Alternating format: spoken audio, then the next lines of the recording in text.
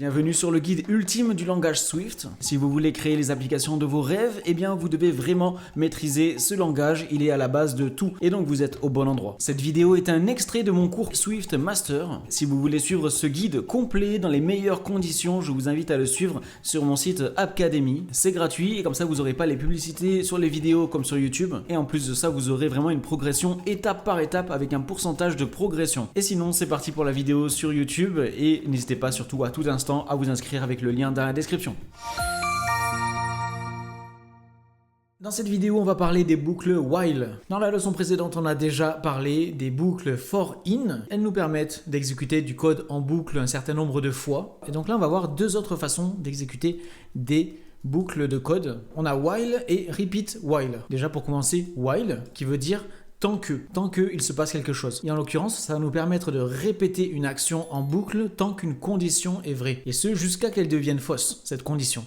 Donc attention, parce que ça peut faire des boucles infinies. S'il n'y a rien pour faire en sorte que cette condition va devenir faux au bout d'un moment, le programme va tourner en boucle à l'infini. Donc attention, on va voir ça maintenant. On va voir un petit exemple avec une salle de cinéma. Salle qui a une capacité maximum de 50 personnes à l'intérieur. Du coup, on crée une constante maximum number of people égale 50. Et on va créer une variable actual number of people égale 0 et actual number of groups égale 0. On a cette salle de cinéma avec une capacité maximum de 50. Et ce qu'on va faire, c'est qu'on va faire venir des groupes de personnes à l'intérieur. Dans chaque groupe, il pourra y avoir entre 1 et 8 personnes. Et donc moi, je veux savoir combien de groupes sont rentrés dans la salle. On met un petit message qui va s'exécuter à la toute fin. Après, on va ajouter notre boucle juste au-dessus. Message qui dit le cinéma est plein, il y a tant de groupes qui est rentré. Donc moi, je veux modifier cette valeur-là. Donc on écrit while tant que actual number of people est inférieur à maximum number of people, on exécute ce code à l'intérieur en boucle. Tant qu'on n'a pas atteint la capacité maximum de la salle, on va faire venir de nouvelles personnes à l'intérieur. Du coup, on crée une constante new group of people égale, et là ça va être un nombre aléatoire entre 1 et 8, int.random in entre 1 et 8. Donc là, à chaque itération de la boucle, ça va créer cette constante-là. Il y a un nouveau groupe qui arrive. Donc je veux vérifier si le nombre total de personnes actuelles dans la salle plus les gens qui viennent d'arriver. Donc ce chiffre-là, je veux voir si c'est inférieur ou égal à la capacité maximum de la salle. Concrètement, on vérifie s'il y a assez de place dans la salle pour les personnes qui viennent d'arriver. Si c'est le cas, s'il y a la place, on actualise actual number of people, on ajoute new group of people. Vu qu'il y a un nouveau groupe qui vient de rentrer dans la salle, on fait number of groups plus égale 1. Et maintenant, on va mettre des petits messages pour qu'on voit dans la console ce qui se passe. S'il y a un nouveau groupe qui rentre, on met le petit message tant de personnes est rentré et on met la capacité actuelle de la salle à combien ça en est. Au contraire, s'il n'y a pas la place pour ce groupe qui vient d'arriver, on met le message accès refusé à un groupe de tant de personnes. Et donc là, ça y est, on a fini d'écrire cela.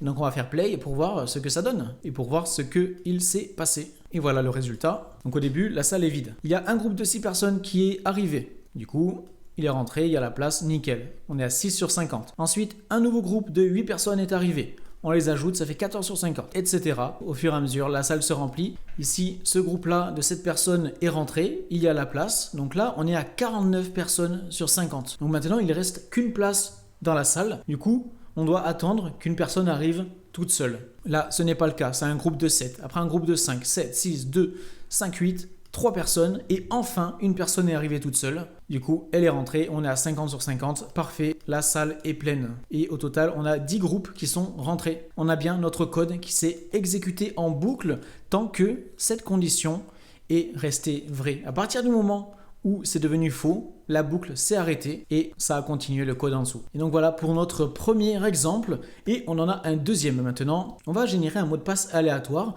et on va créer un mini programme pour brute force, pour tester toutes les combinaisons possibles et pour essayer de trouver ce mot de passe généré aléatoirement. Regardez, on crée notre petit mot de passe aléatoire, secret password, et ça va être un nombre aléatoire entre 1 et 99 999. Et donc on va chercher ce mot de passe. Donc on va tester toutes les possibilités. Et on va commencer par tester le mot de passe 00001. Une variable entered password égale 1. Et maintenant on va créer notre petite boucle while.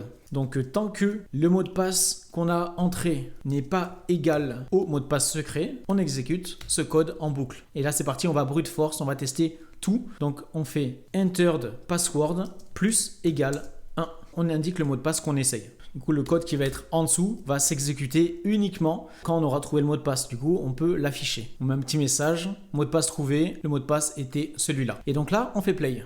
C'est parti. Et là, ça y est, ça teste toutes les possibilités, une par une. Vous voyez, ça va relativement vite. Et ça y est, on a fini par trouver le mot de passe. Vous voyez, juste là, en dessous de moi. Mot de passe trouvé, c'était 824113. Et vous voyez quand même, c'est allé assez vite. Hein. On a fait 82 000 itérations. Et cela en quelques secondes. Donc ça, c'était un autre exemple de la boucle while. On exécute une action encore et encore tant qu'une condition est vraie. Et maintenant, passons à la boucle repeat while. C'est quasiment pareil. Ça s'écrit comme ça, regardez.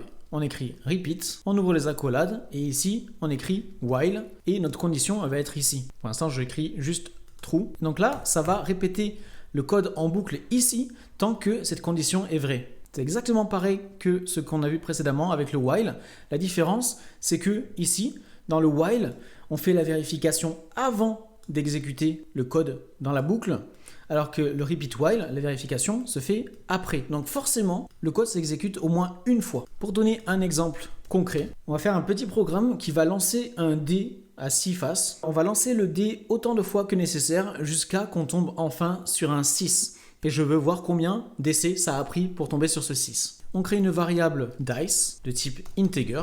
On lui donne pas de valeur pour l'instant. On crée une autre variable number of attempts, nombre de tentatives. Au début, c'est égal à 0. Et donc, c'est parti pour la boucle repeat while. Donc, on veut répéter cette boucle tant que dice n'est pas égal à 6. Et à l'intérieur, on va rendre cette variable égale à un nombre aléatoire int.randomIn entre 1 et 6. Ici, on lance notre dé. Une fois qu'on a lancé le dé, on fait number of attempts plus égale 1. On avait une tentative de plus. On print le résultat du dé et c'est tout. J'ai oublié un point ici. Dans cet exemple-là, ça vaut la peine de vérifier la condition après avoir exécuté au moins une fois notre petite boucle. On ne peut pas faire la vérification au début vu qu'on n'a pas lancé le dé une première fois. On ajoute un petit message à la fin, une fois qu'on est sorti de la boucle, une fois que cette condition est devenue fausse et c'est parti. Premier coup, c'est un 5. On fait la vérification, 5 n'est pas égal à 6, du coup on recommence une itération, on relance le dé, c'est à nouveau un 5,